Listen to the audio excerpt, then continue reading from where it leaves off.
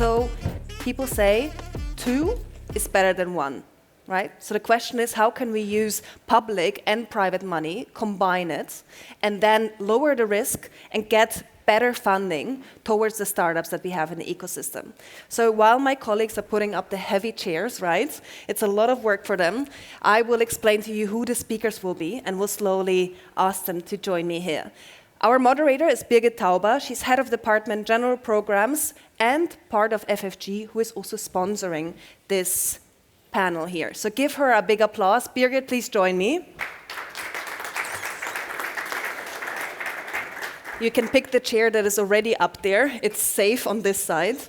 Second one is Yasmin Güngur from Onsite Ventures, general partner, early stage deep tech fund. A big applause for Yasmin.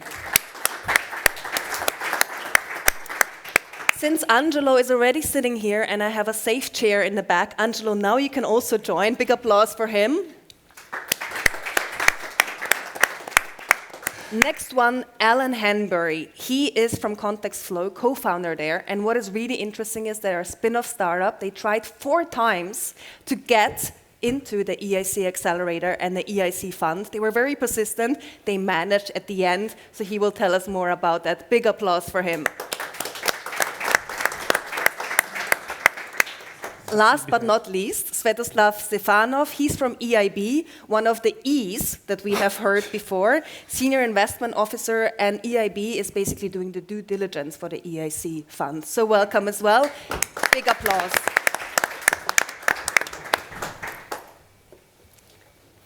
Yeah, thank you very much for the introduction, for the nice. Welcome to everybody to our panel discussion.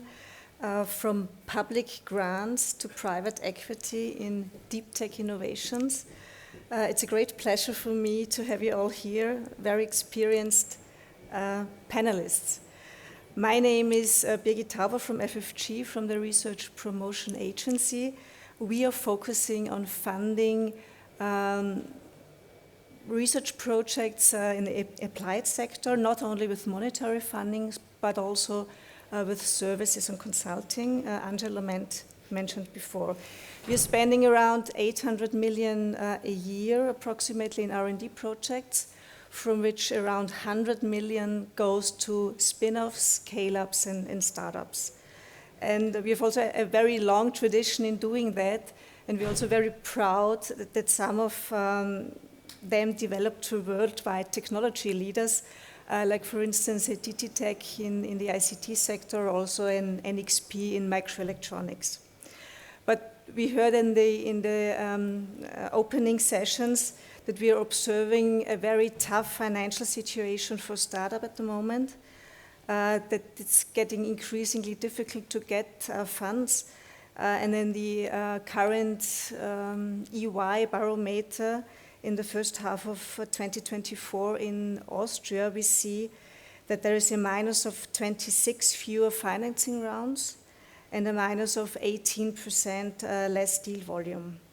So that brings us back to the situation prior to 2020.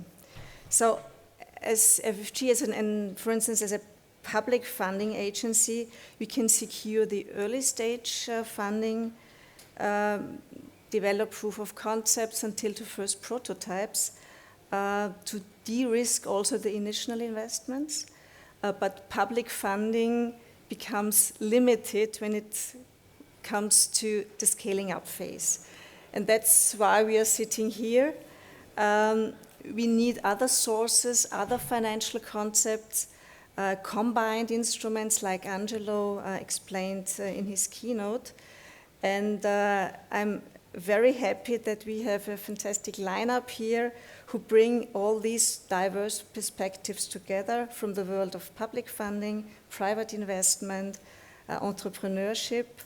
And I would like to start with the discussion and invite you, all the audience, then to collect some of the questions. I will interrupt after the first round of questions, and if you have some ideas, inputs, I will ask you to do that. Yasmin, may I start with you? You are the general partner at Onsite Ventures, an early deep tech fund with core focus on investing on transformative technologies across Europe. How do you see the role of public funding in reducing your risk as a private investor? Yeah, I think it's very important to have public funding because what we at OnSite want to achieve, we want to invest in deep tech companies that can create value within 5 or 6 years, because a fund lifetime is normally 10 years. So we want to sell, of course, also companies in our portfolio. We want not only to create TVPI, but also DPI. And we need public funding in different ways. I think the journey starts actually a bit earlier because we have leading edge research groups. We have things like ERC grants. And what we need to do is really create a funnel so that we are able to pick the right companies, making deep tech also profitable. So it's really about finding the right topics, giving public funding then to these groups or founders to hand them over to the VC side. May I add another question? Because we see that the deals currently decrease. How do you identify the right moment to invest? And is it now in 2024 still a right moment to invest for you? I think if the times are hard, it's actually more challenging, but also more worthwhile to invest in, because a lot of funds with vintage years in recessions have become very good funds. But the world is changing and we need to identify the right topics. For example, we need to think about the future of war and peace. I believe new topics are coming up, energy abundance and so on and so forth. And also we in Europe, of course, need to try to be at the forefront. I don't think we are at the forefront at the moment, but we have really good people, we have really good research. And what you need to do as VC is anticipating the future, because technology has an exponential growth if it's the right thing. And you need to step in where the curve is pretty flat, but starting to get up. And of course, we are not always right. This is why we invest in many companies and have a diversified portfolio. Some of them also fail, but we only need a few fund returners, and then the asset class makes sense. Mm-hmm. But you explicitly invest in transformative projects. Yes. That's correct. Okay. Thank you very much. Then I would like to proceed with Svetoslav Stevanov. Sveto, I'm allowed to say. Yes, of course. Thank you. You're a senior investment officer at the European Investment Bank, and you're acting as an investment advisor, as we saw on the slide before, to the European Innovation Council Fund, which is investing also in breakthrough technologies. And Angela has given us a brief overview on the financing, but maybe you can tell us from your perspective, how does the EIC fund also help to de-risk deep tech investments for private investors? Yeah, sure, with pleasure. And so probably a step back, I'm part of the EIB in a division, which is the investment advisor to the EIC fund, as Birgit said before. So what does that mean? That means that the process that Angelo depicted before on the chart, which is once the companies pass through the three-stage selection process, the ones who have requested equity funding come to our desks. And what we do is in very simplified manner. So we do diligence, we structure the investment over one or several rounds. And we, once invested, we also do the portfolio management of these assets. So it's a fairly large-scale operation. So we're talking about, a total fund size in terms of commitment of 3.7 billion. And so far, there is about 1 billion invested in over 250 companies plus, with additional commitment for about 1.4 billion. And in the peak of the portfolio, the projection is to be about 500 companies. So this is, as Birgit also said, this is a public resource. With the public resource, obviously, you know, there are certain objectives, and we have like two main objectives. One is not to displace private capital, but virtually to catalyze additional capital in the investments. And the second one is to invest on market terms. So, and coming back to your question on de-risking, I mean, this starts virtually before the investment. So the first de-risking point is that passing through this qualification pipeline of the EIC accelerator, which is, it's a very, you know, fairly rigorous process with very thorough investigation of these companies. So that's the first quality point through the eyes of a potential co-investors, that this particular case have already passed a certain de-risking and pre-qualification process. So furthermore, the investments that the EIC fund usually does are in a form of a co-investment. So ultimately, we commit to invest up to a certain amount of capital, and this commitment is a very powerful catalyst and also a de-risking driver, because on one side, everybody knows from the co-investment consortium that the company will be much better capitalized, which intrinsically reduces the risk of the total investment. Plus, there is a secured follow-on commitments towards these companies.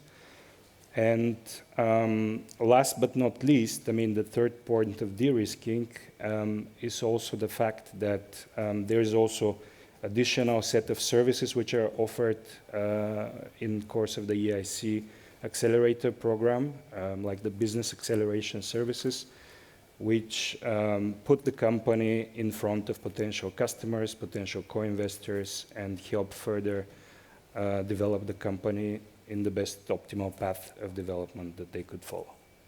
Mm-hmm. Thank you very much. That's an impressive number in terms of companies and in terms of budget you have. What are the key factors that make companies eligible for your investments? I mean, it's a very similar to what every venture capital fund would do. Just because, you know, purely looking at the situations, the most of the situations, as I mentioned, are co-investment situations. So the key success factor is the company being investable. On one side, you know, having a scalable model, you know, great team, product which is a deep tech product and has a potential to contribute positively to the strategic priorities of the European technology ecosystem. So ultimately, the way that we look at the companies is exactly the same way as any VC company, any VC fund will be looking as a potential investment. What we also probably filter in addition is the deep tech component. Just that the resource that is being deployed is a resource which needs to stimulate the development of the deep tech ecosystem in Europe and try to bring more companies which have strategic importance for Europe and keep them for a longer time in Europe, so that the ecosystem can also get the benefits from these companies staying longer time in Europe and eventually exiting in Europe. And do you prefer certain topics, like Yasmin told us before, in transformative innovations? Or? It's a fairly large and wide spectrum of different industries. So I wouldn't name all of them, but you know, you have a typical biotech and pharma part. You have topics like how are we going to feed ourselves for the next, 50 years. You have topics which are related to sustainability and climate, a lot in terms of energy transition as well. You have classical topics of enterprise software for efficiency optimization. And you also have, a lot of topics which are more on the moonshot spectrum of the risk appetite. We're talking about space technologies, some quantum computing, a lot of artificial intelligence. So as a common denominator across, all these sectors, as I mentioned, there needs to be this deep tech component. So, probably the next online shop will not cut it as an application. Okay, thank you very much. Ellen, welcome. You're a professor for data intelligence at the Technical University in Vienna and co-founder of a very successful startup, the Context Flow, and who, if not you, can tell us whether all our financing concepts are really suitable for startups in practice. So maybe you could share some of your experience, how you balanced private and public funding in your company. Yeah, sure. So, yes, I wear multiple hats, so I have a view of this from multiple directions, because before I became a professor at the TU Wien, I was a co-founder of Context Flow, still am. There I'm responsible for public funding, and at the TU Wien I'm head of the research unit for data science, and I'm vice dean of the faculty of informatics. So, I really get to view this from all directions. But I'll tell you a bit about our Context Flow journey, where we've taken full advantage of public and private funding. So Context Flow actually started as a European project. So this was back in 2010 to 2014. We got funding for a European project. It was a large consortium, but essentially we got 4 years with pretty decent funding, and we started working on this idea. And 4 years to work on something is really great, because we built 4 prototypes over those years, because we tried what didn't work, we threw out, new ideas came in, and at the end of this project we had a really great prototype. And then a few 2 years later we founded the company. And I think the fact that we were a spin-off from an EU project, and we could show that our long experience at working on this topic was really useful for the private investors. So we could say, it's not, we don't have an idea. Here's a demo that we can already show you, and this worked pretty well. But of course, coming out of public funding, we were sort of used to this. So one of the first things that I ended up doing, so I'm responsible for public funding at Context Flow, is applying to all possible Austrian funding possibilities, public funding possibilities. And we were also very successful there. And I think this also helped in terms of de-risking private investment, because these publicly funded projects are also evaluated to a pretty high level of detail. So if we could show that we'd managed to get a decent number of publicly funded projects, and experts had looked at what we were doing and said that this is good, then again we had an argument for the private investors saying, this is not just some idea, it's already been looked at by at least 10 people, and they believe that it's got potential. And in the end we managed to exhaust, I think, all the national funding possibilities in Austria. So I think we got everything that's possible to get for a startup, and it's really good. So this also helped, let's say, to de-risk us, because we weren't so dependent on private investment, but we could use the public funding partly to leverage the private investment. And once we'd exhausted all of the, and tell me if I'm going on for too long, but once we exhausted all the Austrian funding, then the next thing was the EIC, which we applied for. And it was said at the beginning we tried 4 times before we got it. Perseverance counts. Yeah. But this is also, the EIC has an acceptance rate of 5 to 7%. So when you've got an acceptance rate of 5 to 7%, I think you said it's... Today's 2%, the bad news. But. Okay, it's got even worse. It's 2%. Then if you're choosing 2% of a large number of applicants, then to a certain extent, I think that selection is random, and it depends on things that happen on the day when you have the hearing and so on. But we learned a lot of things, and in the end, through the perseverance, we got through. And this was, again, very useful, because it was a large amount of money that we could say, we managed to get into a thing where only 2% of the applicants, well, at that stage it was 5, but 5% of the applicants get accepted. So this was, again, a good argument. And then after that, we moved on to the EIC investment. And that we got first time, because by that time we already had really strong arguments. And so this has been a great way to, let's say, show that we know what we're doing. Because I can tell you, I mean, you mentioned that you are very thorough with the due diligence, and I can say this is true. So the due diligence with the EIB took 10 months. And they wanted to see absolutely everything, in terms of the company. So I think if we've passed that due diligence, then we can already have a pretty good argument that we've been tested to the maximum extent possible, and potentially private investors can see this as a good basis that we have passed a really strong due diligence. That's interesting. I mean, it's not my transaction. A colleague of mine is on that transaction. But it's interesting. Usually, I mean, the due diligence is between 3 to 6 months, and it compounds not only like the EIB part, it also, compounds some external due diligence, like the technical due diligence, and the AML KYC usually is an external part. We are very happy, to be supporting Context Flow and also to be working with their co-investors together, so we know each very well, the co-investors, and very happy to be supporting you guys on the journey. Yeah, well, maybe the time it took is not so important, but I just say it was really thorough. So.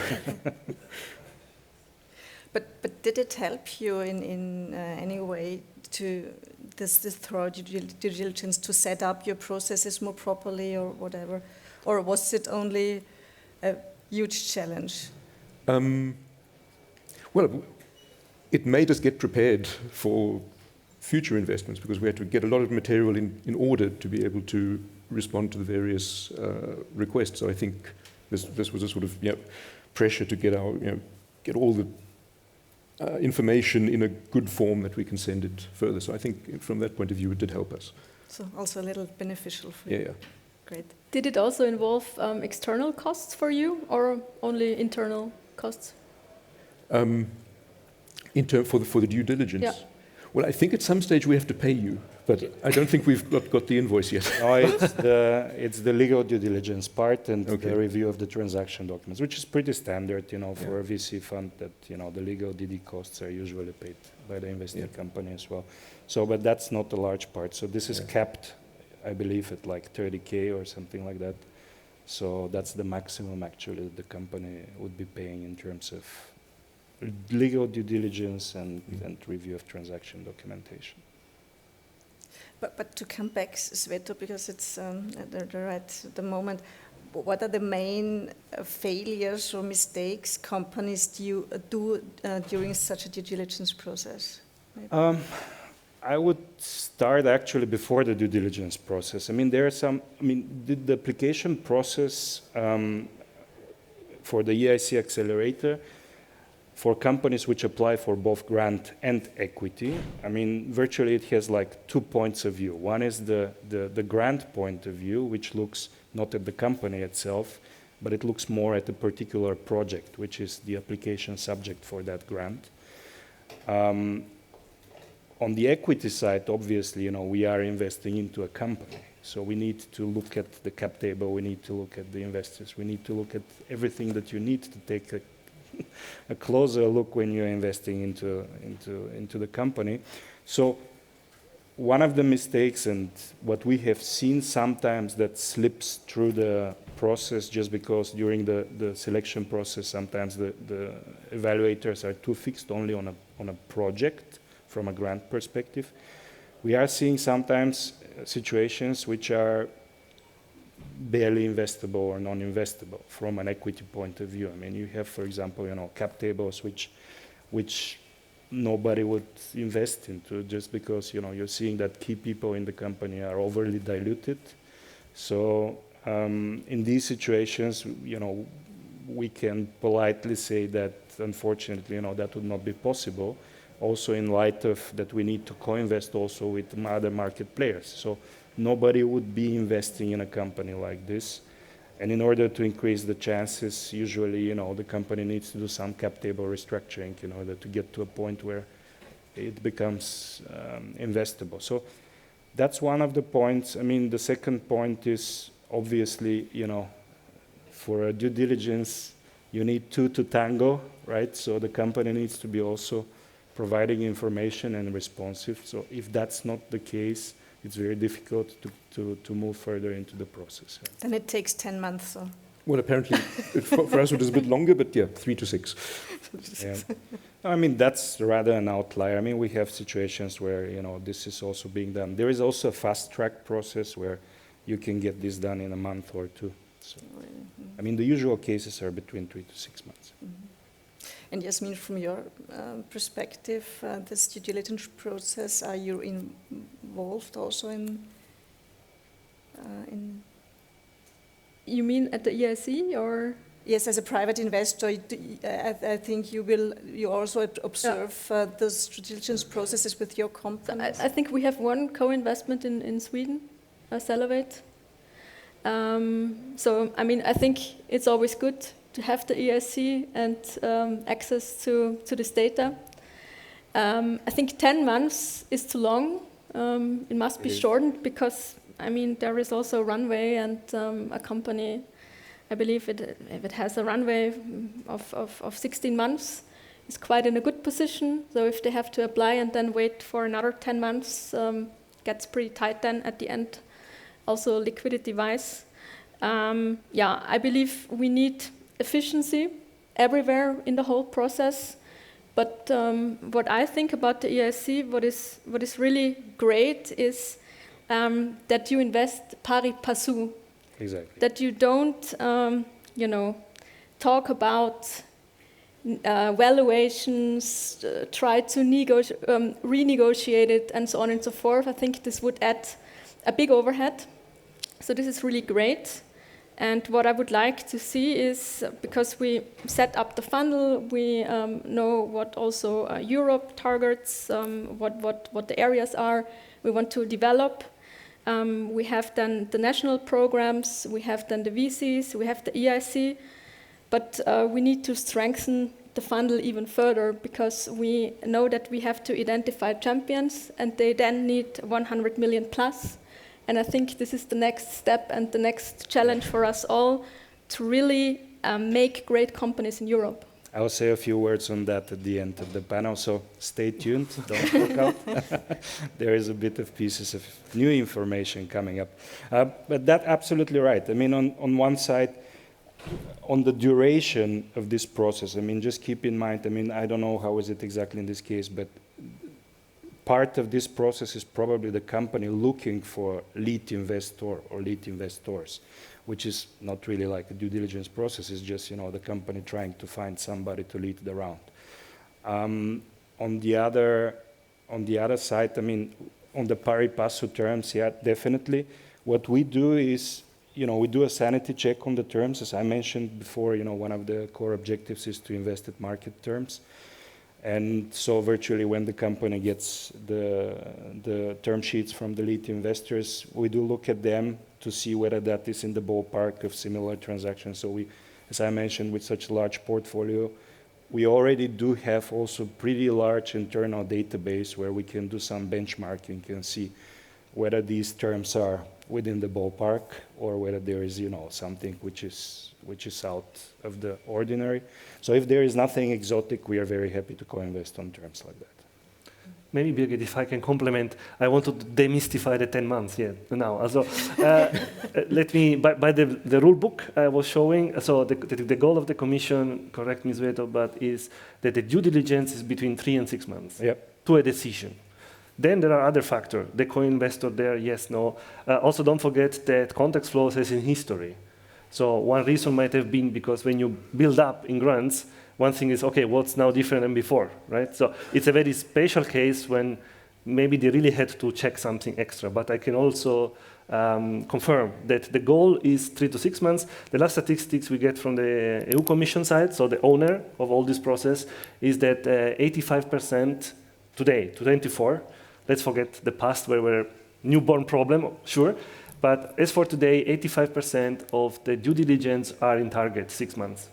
So 15% still happen. But I just don't want the audience to go away and thinking 10 months is the normal. So 5 to 6 is a realistic time for the operation. Great, thank you. Angela, I stay with you. You gave us the overview at the very beginning, and also from other contribution we learned we have grants for the development phase, we have equity for the scaling up and market entry, but what's next? So do you have anything for the champions coming out of this process? Yeah, although this is a really newborn child, we talk about 3 years that this program is running, so in a way, this story is still to be stable enough. But of course, there is some novelty cooking behind, because yeah, with the risk, with the grant, then you have the investment to start your scale-up phase, and the question is, and then what? This mixture of public and private doesn't want to stop there. The next round, just to be clear, the accelerator covers typically the Series A, so seed Series A phase. There are some cases reported up to Series B, but this is already next step. So what's under discussion now are mechanisms to crowd in more investment, more private investment with a continuous support. So you win the accelerator, you do all your stuff. The idea is that out of these 500 that now are there, as you said, which are the real champions? And the real champions mean is Series A, is not the end. Most likely we hope it goes B, C, and become a big company. Okay, we are far now, because public money cannot afford thinking about instrument of 100, 200, 500 million euros per company. The Commission is establishing a kind of soft measures, networking, clubbing, if I can say so. One concrete example is the Scaling Club. So there is a new instrument, a new instrument which doesn't work as a normal call. When you have a call and company applies. Between the beneficiaries, between the guys who already won, the Commission wants to identify the one most likely able to scale up more and supports them with dedicated networking things. So they want to connect to investor one-to-one, they want to give them more coaching, they want to give all the soft side or there's a complementary instrument. They're called BIS, Business Acceleration Services. So it is a kind of, once you are in the system, then you are a special one. So they will try to support you in this way. So this system is called the Scaling Club, when they want to move the company after the investment into Series B or C. And the second one I mentioned briefly is the Trust Network, so the Trusted Investor Network, which was launched two weeks ago. I don't know if I'm spoiling here something we wanted to say. Spoiling one but things, this is then I leave also for the end. This is also another new initiative. So what I want to say, yes, because it's an investment for the Commission, which is not just, they don't want to stay, okay, we invest for 5 years, there will be an exit, the new investor comes, we sell, get the money back, and that's it. No, there is really an intent to accompany this company far beyond the Series A, B, C, and etc. Thank you very much. Before we come to the second rounds of questions, I would like to ask in the audience if you have any questions for one of our panelists. If yes, please state your name and ask the question, your specific one. I think this is right here. Thank you for the initiative. Yasmin is doing a very good job with the early stage phases and the champions out there. My question would be, in every pitch deck, every founder has to show some kind of exit scenario. And concerning the vehicles built by the EIC, what are target exit scenarios? Are capital market measures also included in this initiative? Yeah, sure. If I may take that one. As I mentioned, we're aligned with what the usual VC fund would be doing. And obviously the goal is also to get to exits of these companies and to further recycle the capital into new investments. The particularity of the EIC fund, by the way, it's structured in a very typical for a VC fund way. So it's a Luxembourgish LPGP partnership, which is ruled by exactly the same rules as most of the VC funds, which have also domicile in Luxembourg. And the one particular part which is the difference to a typical VC structure. So typical VC structure usually has a fund life of about 10 years, which you can extend with advisory board approval, probably plus one year exceptionally eventually more. But usually a typical VC fund has a life between 10 to 12 years, let's call it like this. And the particularity of the EIC fund is that it doesn't have a defined timeline, and that also kind of helps in a situations where certain companies and certain technologies need to a bit more time and eventually a bit more capital to develop to their maturity. Having said that, as I mentioned, we are in most of the investments we are co-investor alongside other market players. So ultimately, as shareholders of the company and also collectively with the management and the board of the companies, the decision to exit the company, it's not a solo decision, so that's a decision of the governing bodies of the company, including also all their investors. So the timeline in most of the cases is driven by the exit timeline, what everybody else who is on the cap table, plus management, plus the board agrees to do with the company. I would like to ask what is your take on the question whether we have a developed culture with terms to exits in Europe, because I think we are pretty much underdeveloped and don't talk enough about these topics. For example, secondaries, building DPI as a VC fund. I always have the feeling people are afraid of secondaries even, but I think also the VCs need to de-risk. We know there are certain multiples out there. We know that there are certain asset classes like stocks or real estate we need to compare with. So it's not a rocket science what we need to give back to our investors. So let's be more open about secondaries, and let's be more open about how to work also with growth capital, because we early stage investors, I don't know if we should stay in a cap table for 20 years. And I think there is really a blind spot, and it would be great to hear what the EIC is thinking about this at the moment. Absolutely, this observation, and earlier today we heard also in the keynote from Hubert Cottoni also that, one of the major issues currently is that the exit market, and mainly for the trade sales, is not where we would like to have it. And I don't know, that's a very big topic. I mean, if we want to go that rabbit hole, probably we need to throw another full conference on that. But in general, so from EIC point of view, as it is right now, potentially we could do some secondaries. We haven't done many of these for different purposes, but it's more of a, not one fits all thing, but more case by case. So it depends exactly on the situation. It depends on the cap table. It depends on the stage of development of the company. And,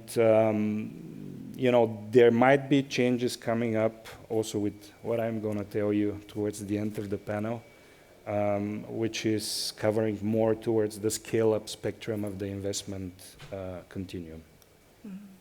Maybe if I can also comment on this one. So the playbook says that the commission aim to stay in the company maximum 10 years anyway. And I hope also the rationale is clear. So the commission want to exit at a certain point in a way as soon as possible, meaning that the company found the new investor, the company managed to pass this bottleneck. So let's not forget, we are talking about the future, we're talking about more, but still the real logic of the instrument is to survive the no-investor moment and bottleneck of the company. This is where the commission really wants to operate. And all what we're discussing now, exit, etc., is case by case, is in long time, etc.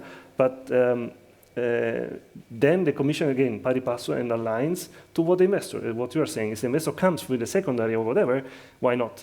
We are not that far. That's what I wanted to say. Huh? So the focus stays in the filling the gap first, and let's see in the famous 7-10 years how much it needs, what's happened. I think the secondaries are still often seen as a bad signal, but it shouldn't be. It's a normal process, and I think we need more education about it. Okay. Thank you. It's one of the takeaways of this session. Any other questions from the audience? No? at the moment. Then maybe, Alan, one question from the entrepreneur perspective.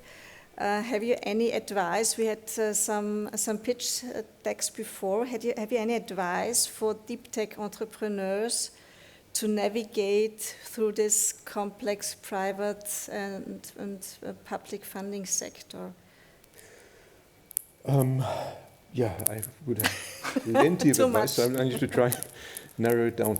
But something to watch out for. So there are many consultants out there of varying quality who are prepared to give advice. So it's, yeah, if you don't have the expertise in-house and want to use a public funding consultant, for example, make sure you choose somebody who's really good. So look at their track record.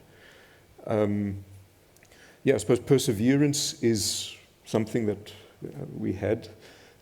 So with public funding, to a certain extent, well, it takes a long time for a decision to be made.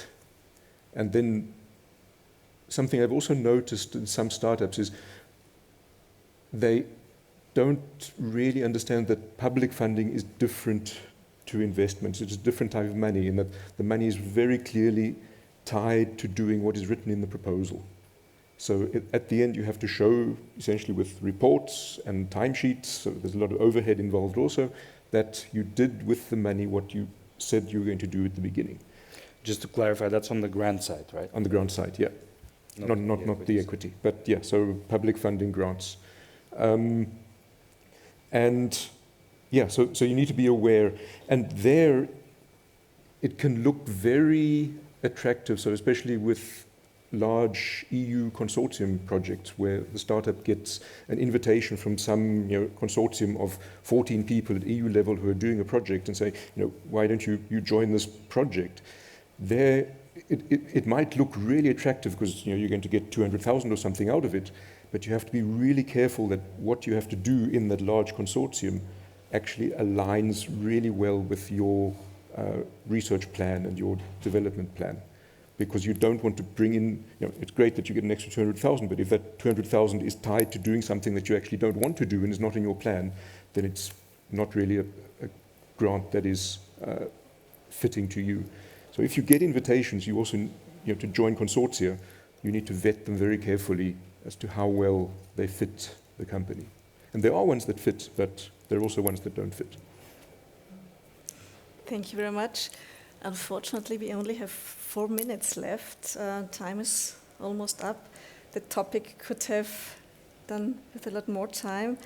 But I would like to invite the panel for the last famous words, some closing statements. And maybe I start with you, Sveta, because you wanted to announce something very important. I promised something, so I want to deliver now. So 2 things, not taking too much of your time, but 2 things. So one is important mainly for investors. The other one is important for both companies and investors. So the first one, as Angel already mentioned, so there is a new initiative which was started recently and which was announced publicly, I think, in October, on a meeting in Athens. So, and this is this Trusted Investor Network. So what is this and what is the purpose of it? Virtually that's kind of like a network of, we have done a lot of co-investments with a lot of investors, and we decided to do 2 things. One is to simplify the deal flow sharing with them and the way that actually, they get to know about the opportunities which are already approved and they are looking for lead investors, for example. So that's one part, simplifying the way that the deal flow is being shared and discussed. And the other part is actually, some operational streamlining. For people who have been co-investing, the topics about, non-disclosure agreements and, sharing due diligence findings and non-reliance agreements which are related, to these topics. So instead of doing that again and again and again with every new investment, so we decided that in kind of more a framework setting, we can agree with these investors on topics like this so that we can streamline later on, some aspects of the operational process. So the current start, I think there are like 70-something investors currently in this trusted investor network, and I mean it's an open for additional investors. So you can just Google it, EIC Trusted Investor Networks, and you can see all the details and also contact details, how to get in touch and start a dialogue for entering that club eventually. So that's one. And the second one is, again, tying back to a topic which we heard earlier, in the keynote. I mean, scale-up capital, right? So that's one of the pain points in the European technology ecosystem. So virtually companies which are trying to raise, we have passed the initial Series A, B eventually, and then trying to raise, larger rounds, are really struggling to find this capital in Europe. And also, this is one of the reasons also driving them to jump the pond to the US and eventually continue only with US investors. In order to address this, and yesterday there was actually an online EIC Info Day where a bit more details on this have been communicated. So you can check it online as well about the details. This is the STEP program. So this is an abbreviation from Strategic Technologies for Europe platform. And the goal of this initiative is exactly to help alleviate the pressure on that scale-up spectrum of the investment journey of a company. So that's a new pocket, which is part of the EIC, but it is a pocket earmarked for investments where the EIC fund would be investing between 10 to 30 million per investment. And it's designed in a similar manner. So usually this is a co-investment situation. The particularity, there are three particularities there. So the first one is that those are situations which they are kind of ready to invest situations. So you have a company which is fundraising and they already have, some lead investors and they are looking for additional capital to complete the round. So virtually the companies need to come already with the investors and a round which is in the making. The second one is that the process will be much more streamlined. So that's not like the typical application process with the EIC accelerator, but that's a much shorter process. So the goal is really to complete it as fast as possible to make the current round happening. So the process will be different. And the third particularity is, again, I mean, this is a resource coming from European taxpayers. You also want these companies to stay as long as possible in Europe. I mean, there are some particularities about, trying to make the company stay longer in Europe because they fall in these strategic topics which are very important from a strategic point of view for the European technology sovereignty ecosystem. Thank you. So go online, check STEP, and since yesterday was the online info day, so I guess the slides might be already published or will be published soon with all the details. And this is part of the work program for next year, so this will be then put into implementation for 2025. Thanks a lot. Closing remark, Yasmin? Very short, right? Very short, please. Yeah, I think we in the deep tech space, we need to dare doing the impossible. We need to think exponentially, not linear. I'll give you an example. If we think about nuclear fusion, our thesis must be it won't take 30 years, it will take 10 years with AI and more computational power. And I think this is the risk we need to take in order to make really great companies in Europe. It's a good message. Thank you very much. Ellen or Angelo? Yeah, so something that I think is also important is that, let's say, European companies, European public administration should buy European innovations. So there's still a tendency, let's rather take from some big company, even if it's US. So there's a concept of innovative public procurement, which needs to be expanded so that public administrations, public organizations and companies are prepared to take more risk in order to buy European innovations. Thank you. We need a separate panel to discuss this, but it's a very important issue. Thank you. And Angelo? I close with some commercial. As you saw, in Austria at least, if you're an Austrian company, Austrian investor, please use NCPs, our service, FFG, as a first contact. We can direct you to any relevant person. Save the date, 9th of December. We will have an online webinar where we go deep in all what we could not discuss here, the STEP program, many other details. It's an FFG webinar. You find it online, 9th of December. I will talk about all the details we couldn't talk today. So a little commercial for us. And for last point is really contact us. This is a difficult process. It's complicated. You see everything. But we are there to accompany investors and companies to get into the system. Just talk to us. Thank you very much, Jasmin, Sveta, Alan, and Angelo, for your valuable contributions. Thank you very much, dear audience, for your attention.